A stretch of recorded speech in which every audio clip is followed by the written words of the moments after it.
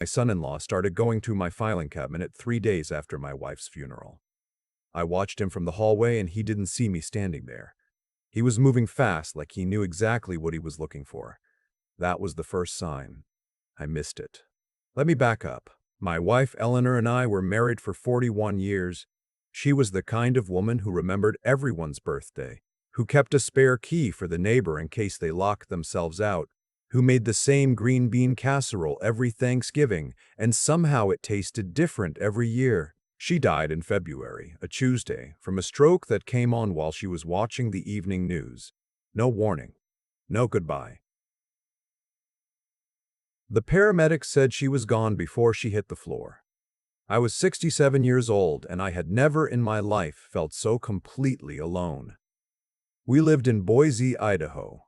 Our house was a 2-story colonial on a quiet street, the kind of neighborhood where people still wave from their driveways. Eleanor and I had saved for 30 years to pay it off. We were proud of that. We were proud of a lot of things we'd built together. Our daughter Christine lived in Portland with her husband Frank and their kids.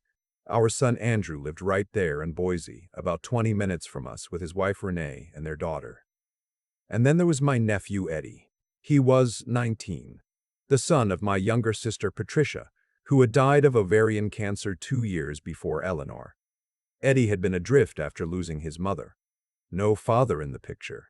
No real direction. Eleanor had practically adopted him in spirit. She'd been the one to call him every Sunday, to send him grocery money when he was short, to show up at his apartment with a bag of leftovers and stay for 3 hours just to make sure he was okay. When she died, he called me crying harder than I'd heard a grown man cry since my own father's funeral.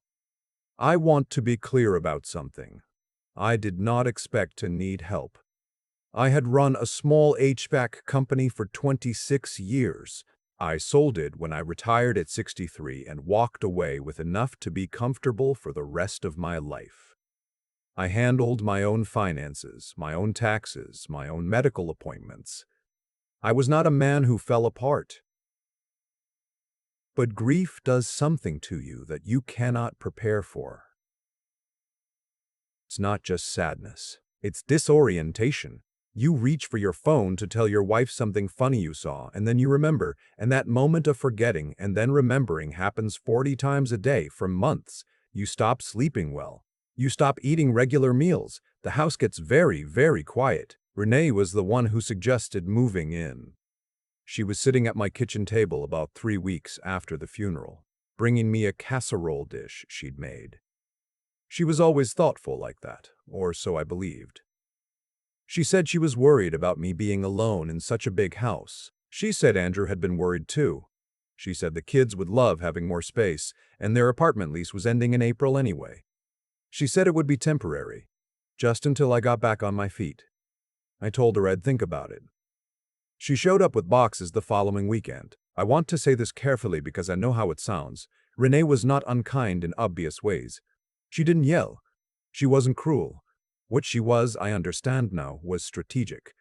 Every act of helpfulness was also an act of control. She cooked every meal, which meant she decided what I ate and when. She drove me to appointments, which meant she knew exactly what my doctors said. She sorted my mail because she said the kitchen counter was getting cluttered, which meant she saw every bank statement, every insurance document, every piece of correspondence before I did. Andrew worked long hours as a civil engineer and traveled for projects. He was gone more than he was home. I told myself he trusted his wife. I understand now he trusted her more than he trusted his own judgment. The forgetfulness started in May. I'd walk into a room and lose the thread of why I'd gone there. I'd ask Renee the same question twice in a morning and not remember asking the first time. I left the back door open one night. The alarm didn't go off because Renee had disabled it weeks earlier for reasons I couldn't now recall, and she made sure to mention it at breakfast in front of Andrew and Eddie, who had come by for dinner. "Your father left the door open again last night," she said. She said it gently with a look of concern so practiced it took me 2 months to recognize it as performance. I'm starting to wonder if we should talk to someone. Andrew looked at me the way you look at someone when you're bracing for news you already suspect. "Dad, have you been sleeping okay?" I told him I was fine. I believed that I was fine. I believed that I was time. I thought maybe I was just tired. I thought grief did this. I thought maybe they were right and I was more scattered than I realized. Eddie noticed before I did. He was at the house one evening in June helping me fix a leaking faucet under the kitchen sink. Renee had taken Andrew's daughter to a birthday party. The house was quiet for the first time in months. We were lying on the floor under the sink with a wrench between us, and he said, out of nowhere, "Uncle Lawrence, can I ask you something without you thinking I'm out of line?" I told him, of course. He was quiet for a second. Then he said, "How much sleep are you getting? Like, genuinely." I told him 4, maybe 5 hours. He asked if that was normal for me. I told him no. He didn't say anything else about it. He just nodded and turned back to the pipe. But something in his face stayed with me after he left. 3 weeks later, he was back to help me clear out the garage. We were going through boxes of old equipment from my company, and I went inside to get us both a glass of water. When I came back out, he had a strange look on his face, standing by the garage door, looking at the window that faced the kitchen. He'd seen something. "She was watching us," he said, "the whole time, from the kitchen window." I looked. Renee was gone from the window by then. I told him she was probably just checking if we needed anything. He nodded slowly. But that evening, when Renee had stepped outside to take a phone call, he leaned across the workbench and said very quietly, "I need to show you something, but not here, and not now. Can you meet me for coffee tomorrow morning, somewhere she doesn't know about?" I looked at him. He was 20 years old, my sister's kid, still figuring out how to do his laundry. He had dark circles under his eyes, and he was gripping the edge of the workbench like he needed it to stay upright. I said yes. We met at a diner on State Street at 7 in the morning, before Renee would expect me up. Eddie got there before me. He had a manila folder on the table in front of him, and he was nursing a cup of coffee with both hands like someone twice his age. He slid the folder toward me. Inside were photographs. He had taken them on his phone and printed them at a FedEx the night before.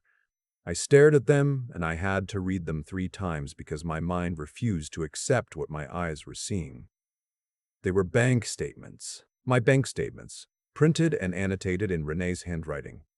One account I recognized, the other I'd never seen. A joint account in my name and Renee's name that had been opened in March, 7 weeks after Eleanor died, with $3,000 transferred from my primary checking account and deposits added every 2 weeks after that. By June, the balance was over $34,000. There were legal documents.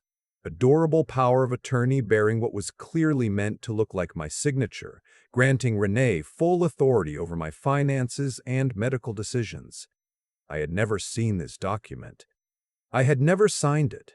Eleanor and I had updated our estate documents in 2019 with our attorney and our powers of attorney named Andrew and Christine as co-agents, together, not separately, and only in the event of genuine incapacity. There was a new will. They left everything to Andrew and Renee jointly, cutting Christine out entirely. It left Eddie nothing.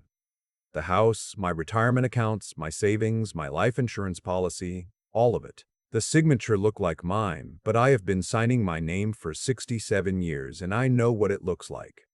That was not it. That was close, but it was not it. There was one more document, a letter from Renee to someone named Dr. Stanton at a memory care facility in Meridian, inquiring about availability for a placement and explaining that her father-in-law was experiencing significant cognitive decline and that the family was exploring options. I set the papers down on the table. I put my hands flat on the formica, and I sat there for a long moment. Eddie said, "I'm sorry, Uncle Lawrence. I didn't know how to tell you." I asked him how he found this. He said he'd been suspicious for weeks. One afternoon when the house was empty, he'd come by with the spare key Eleanor had given him years ago to drop off a tool he'd borrowed. He heard a noise in the study. He found the door unlocked. Inside, on the desk, Renee had left her laptop open. He saw enough on the screen to know something was wrong. He came back 2 days later when he was sure no one was home, went through the filing cabinet, and found a folder she'd labeled with my initials at the back behind some old tax returns. He photographed everything, put it back exactly as he found it, and spent the next 4 days trying to figure out what to do. "She gives you something every morning with your coffee," he said. "I've watched her. She turns her back when she does it. I don't know what it is, but I think that's why you're forgetting things." I wanted to tell him he was wrong. I wanted to be the adult in that booth and reassure him that there was a rational explanation, but I could hear Eleanor's voice in my head very clearly, the way she used to say, "Trust the thing that doesn't sit right, Lawrence." That feeling is information. I believed him. I drove from the diner to the offices of my attorney, Gilbert Ware, who had handled Eleanor's estate and every legal matter of my adult life. He was 70 years old and had the kind of steadiness that made you feel like the world had corners again. He looked at the photographs for a long time. He didn't say anything for almost a minute. Then he said, "Lawrence, this power of attorney is fraudulent. I have your actual documents on file. Nothing authorizes anyone to act on your behalf, unless 2 independent physicians certify you are incapacitated. And even then it requires both Andrew and Christine together. This document gives Renee unilateral authority, and it did not come from my office." I asked him what she could do with it. He said financial institutions often accept power of attorney documents at face value. He said if she'd already opened a joint account in my name, she may have used it. He said we needed to move quickly. He called a colleague at the prosecuting attorney's office while I sat there. When he hung up, he told me that given the volume of evidence, the forged documents, the unauthorized account, the money transfers, we had enough to bring to law enforcement. But I needed one more thing. I needed to prove I was mentally competent. If she had already started building a record of my decline, I needed a doctor to counter it. I drove to see my physician, Dr. Huang, who had been my doctor for 12 years. I showed her the photographs of the pills Eddie had described. I told her what I suspected. She listened the way a good doctor listens, without interrupting, without looking at her watch. She took blood. She ran a full cognitive assessment. She said she wanted results before she said anything definitive, but she told me that the combination of high-dose benzodiazepines and certain sedatives could absolutely produce symptoms that mimicked early cognitive decline, confusion, short-term memory gaps, difficulty concentrating, fatigue.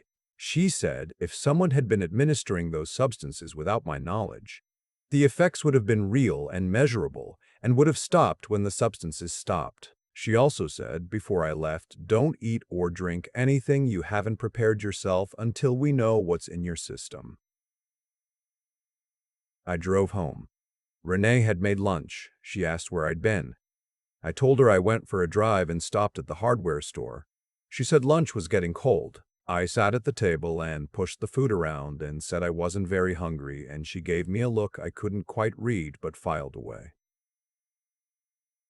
That evening, Eddie came by. He sat with Andrew and Renee and me in the living room watching a baseball game, calm as you please, making conversation about the Dodgers like we didn't have a nuclear secret between us. After Renee excused herself to put the laundry in, he glanced at me quickly. I gave him one small nod. He exhaled through his nose and looked back at the television. 2 days later, Gilbert called me on my cell phone while I was in the backyard. He had been in contact with the Ada County Sheriff's Office Financial Crimes Unit. He had also, quietly, filed an emergency motion with the court to freeze any unauthorized accounts bearing my name and to flag any powers of attorney not issued by his office. He said an investigator named Detective Okafor wanted to meet with me. I met with Detective Okafor the following morning at Gilbert's office. She was thorough and unhurried. She went through each document carefully. She asked me to walk her through everything from the beginning: the forgetfulness, the coffee, the way Renee managed my mail, the cabinet, Eddie's discovery. When I finished, she said, "Mr. Brea Harrington, what your daughter-in-law has done constitutes fraud, forgery, financial exploitation of a vulnerable adult, and potentially criminal administration of a controlled substance. These are serious federal charges in addition to state charges. We can move forward, but I need you to give us a few days." I asked her what I should do in the meantime. She said to behave normally. Don't change routines. Don't alert Renee. She said they would need to execute a search warrant for my home and freeze the accounts, and they would do it when they were ready. Those days were the strangest of my life. I sat at my own kitchen table and ate toast that I'd made myself while Renee served plates of food to everyone else. I poured the coffee she brought me into the sink when she left the room. I smiled at the appropriate moments. I asked about Andrew's work projects. I commented on the weather. One evening, Andrew came home early from a job site. He and Renee talked for a long time in their bedroom with the door closed. I sat downstairs and waited. When they came out, Andrew's face was different. He was watching me differently. That night at dinner, he suggested very casually that maybe it would be a good idea to start talking to a neurologist. He said he'd been reading about early onset cognitive decline and that there were good specialists in Boise. Renee looked at him with a small nod, like a teacher whose student has finally said the right answer. I said I'd think about it. I said I was getting tired and excused myself early. Upstairs, I called Christine in Portland. She was my daughter and she deserved to know, and I also needed her to be somewhere safe and accounted for. She listened without speaking for almost 10 minutes. When I finished, she said, "Dad, I'll be on a flight tomorrow." I told her no. I told her to stay in Portland, to keep her phone on, and to wait to hear from me. I told her I needed her where she was for right now. She was crying and trying not to let me hear it. Detective Okafor called on a Thursday morning. She said the search warrant had been approved. She said she needed Eddie and me to leave the house by 9 o'clock. I found Eddie in the garage working on his truck, and I told him we were going for breakfast. He looked at my face and didn't ask any questions. He wiped his hands on a shop rag and followed me to the truck. We were at a diner on Fairview Avenue when my phone rang. It was Detective Okafor. "Mr. Harrington," she said, "we've executed the search warrant. Renee has been taken into custody. We found the documents in the study cabinet and a secondary collection in the master closet. We've also identified the substances and the medications found in the house. The blood panel results confirmed the presence of alprazolam and a sedative compound in the samples Dr. Huang submitted." I sat across from Eddie in that booth holding my phone, and I didn't say anything for a moment. He was watching me. He said, "Is it over?" I said yes. He put his elbows on the table and buried his face in his hands. His shoulders shook once, hard, like a building settling. Then he straightened up and looked at the window and blinked several times. He was 20 years old, and he'd been carrying this alone for weeks. I reached across the table and gripped his arm. I told him I was sorry he had to carry it alone as long as he did. I told him Eleanor would have been proud of him. I meant both of those things more than I've ever meant anything. Andrew was also taken in for questioning that morning. He was at the job site when the detectives arrived. I don't know exactly what happened in that room, but by afternoon his attorney had called mine. Andrew had cooperated. He admitted that he had known about the joint account. He said Renee had told him it was a protective measure, that she was worried about my money being mismanaged while I was grieving. He said he hadn't understood the full scope of it. He said he hadn't asked enough questions. I don't know what to do with that. I've had a year now to sit with it, and I still don't know. He's my son. I raised him in this house. He stood at his mother's grave and wept, and then he went home to a woman who was stealing from his grieving father and told himself it was probably fine. He got 18 months of probation and community service. Renee was charged with fraud, forgery, financial exploitation of a vulnerable adult, and criminal administration of a controlled substance. She was sentenced to 4 years in Idaho State Prison. The DA told Gilbert that the forged will and power of attorney, combined with the memory care facility correspondence, suggested a longer-term plan than they initially believed. Whether that plan had included anything beyond financial theft is something I try not to think about too much. Christine came out to Boise for 3 weeks after everything was settled. She helped me change every lock in the house, set up a new bank account at a different institution, establish a safe deposit box for my legal documents, and create a proper advance directive with Gilbert that is now filed with both the court and my physician. She stayed until she was satisfied that I was okay. She comes back every few months. Eddie finished his associate's degree and transferred to Boise State. He studies criminal justice now, which I didn't see coming, but honestly, I should have. He has dinner at my house most Sundays. He mows the lawn in the summer. He still has Eleanor's spare key on his keychain. I've told him multiple times he can keep it. I tend Eleanor's garden myself now. She had roses along the back fence and a raised bed for vegetables that I'd always left to her because I didn't know what I was doing. I've killed 4 tomato plants in 18 months, learning what she apparently knew intuitively. But I haven't given up on it. I figure she'd find it funny, and I am willing to be the subject of her amusement from wherever she is. I'm telling this story because I know there are other people sitting in quiet houses right now wondering if they're imagining things. Wondering if they really are getting forgetful or confused or difficult. Wondering if the people around them who keep pointing out their lapses are doing it out of love. Sometimes they are. I want to be honest about that.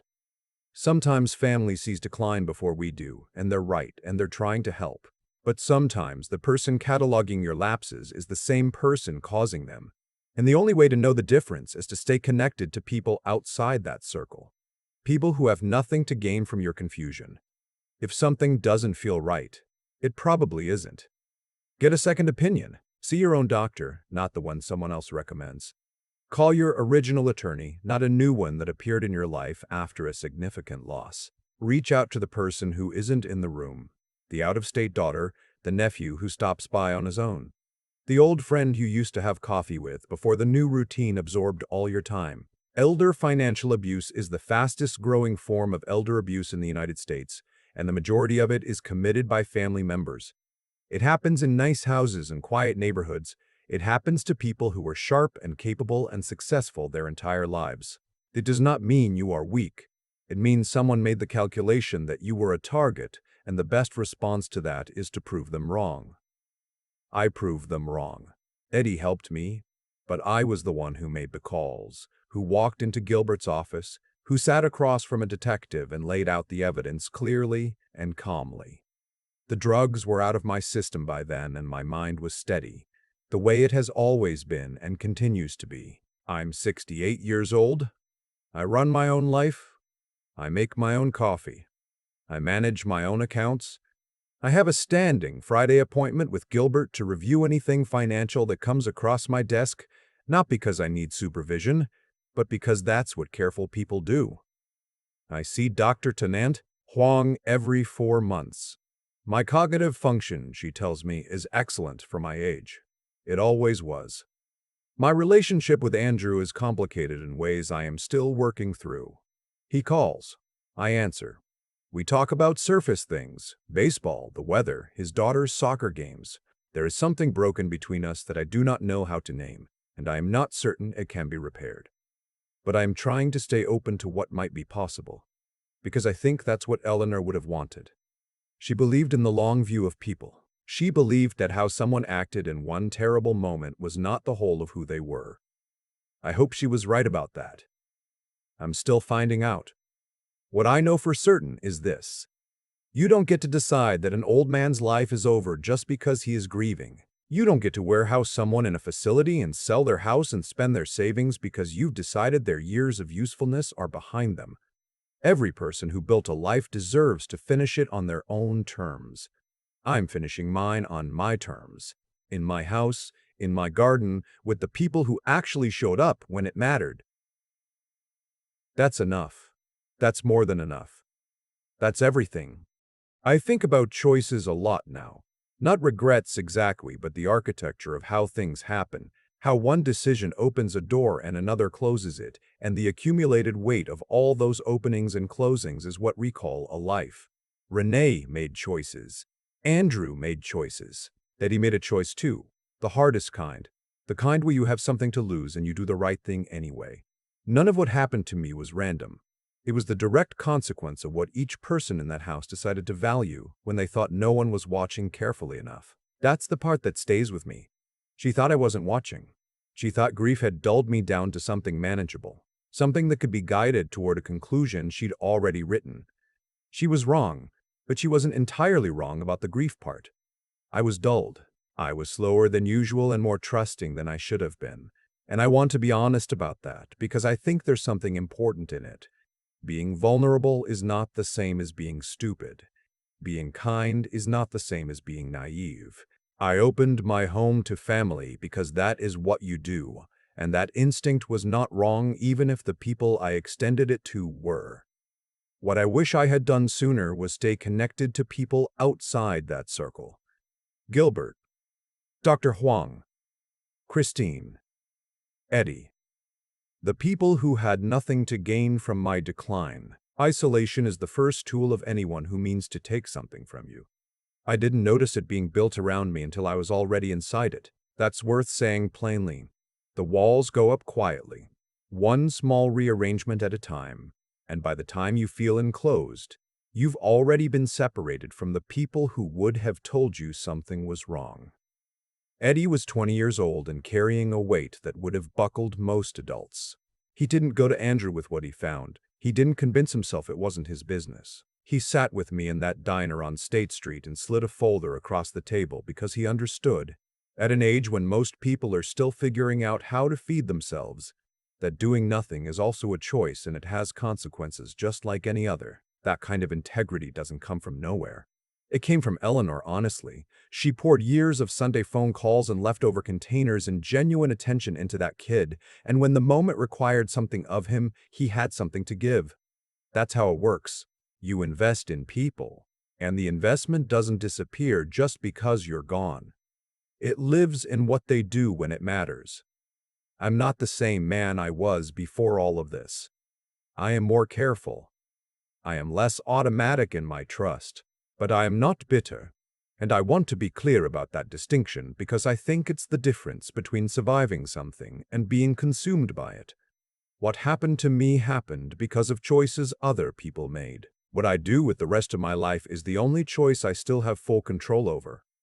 I intend to make good ones. That's not optimism. That's just the math of how a person stays upright.